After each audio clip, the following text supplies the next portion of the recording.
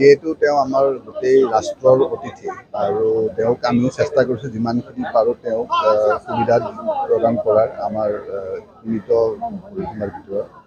তেওঁ দৰ্শনৰ প্ৰক্ৰিয়াটো যিকোনো এজন সাধাৰণ ভক্তৰ যিটো প্ৰক্ৰিয়া সেইটোৱেই হৈছে আৰু তেওঁ গোটেইখিনি ভিতৰত গৈও মন্দিৰৰ ভিতৰত আমাৰ সাধাৰণ যিকোনো এজন তীৰ্থযাত্ৰীয়ে যিখিনি প্ৰক্ৰিয়া পালন মানে আমাৰ প্ৰক্ৰিয়াৰ মাজেৰে দৰ্শনটো হয় সেইখিনি তেওঁ কৰিছে